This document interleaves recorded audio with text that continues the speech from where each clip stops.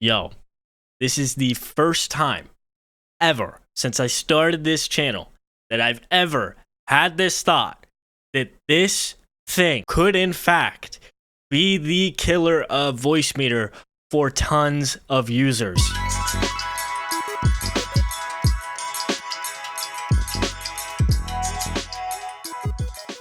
We've had things pop up over the years like the audio monitor plugin, not really a replacement for Voicemeeter. You have the Wave and the Elgato tech that will come with the Wavelink software. Wavelink? Hold on, let's Google it.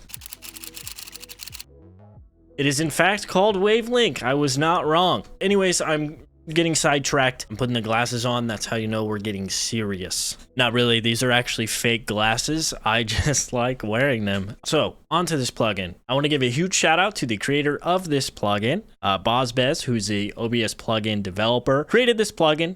Huge shout out to you. I don't think people realize the gravity of this plugin, and that's kind of why I'm making this video, because it is a big deal. So we appreciate you as a live streamer community as a whole. Fantastic job. I hope you continue developing this plugin as OBS progresses and so on and so forth. This plugin will allow us to capture the audio of any application running on our Windows desktop. The reason that's important is because we use Voicemeeter for that very reason, to snag different audio sources from different applications, separate them so that when we go to record or stream within OBS, we have all those audio sources separated, and then we're allowed to place VST plugins in a variety of different effects. It just gives us more control over the volume, all that stuff, when we're doing our live stream. This plugin will allow us to capture applications specifically. This is important, especially for those of you that want to separate your game audio within OBS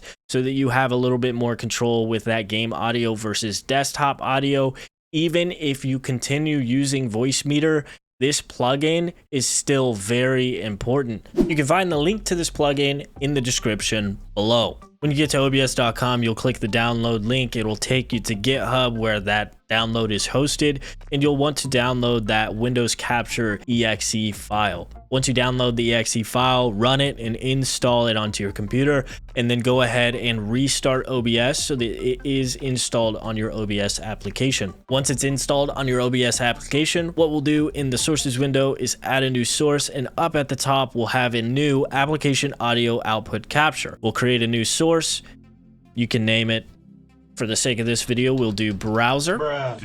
We'll do browser 2. And the capture mode is going to be capture a specific window. And the window that we're going to be capturing is our browser. The browser that I use is Chrome. You want to make sure you select the browser that you use. And then most importantly, based on the application that you're using, you're going to want to match title, otherwise find window of same executable. The reason that this selection is important is because when you select a device like chrome.exe, if you're only looking for a window title must match, it will always look for this specific window, release win-capture-audio window.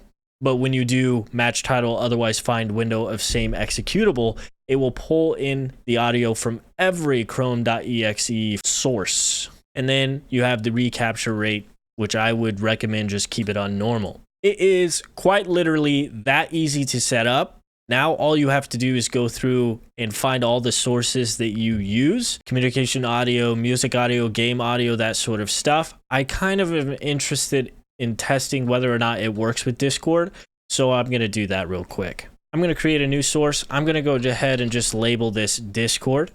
And then what we will do is find the Discord window, and same thing, we're going to do match title, otherwise find window of same executable. And I'm going to click OK on that. From here, what I'm going to do is go into my user settings, go down to voice and video, and test my audio. Test. And as you can see in the sources window on OBS, it's picking up that Discord audio. I had to turn it down because the Discord audio sounds really bad right now, and I just don't want to bother with it. So I just turned it down, but you can see it's working. After you get all of your audio sources separated, then you can go in and add VST filters or other filters to those audio sources, like side chaining and that sort of thing, which is something that I like to do quite a lot with my live streams. I like to sidechain my music audio. I also like to apply just a little bit of vocal ducking or a little bit of sidechain to my game audio and other audio sources so that when I am speaking, I am like the priority speaker on my stream. However, that's, you know, personal taste. It's what I like.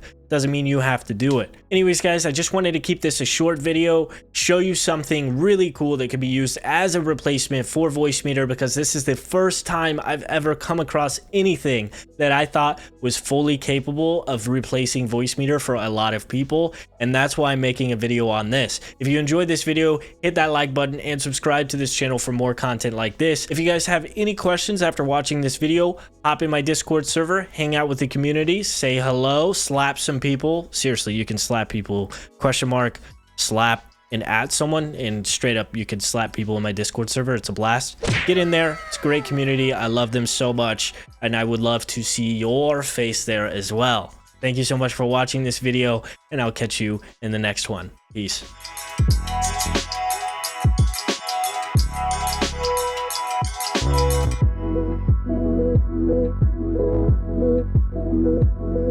Thank you.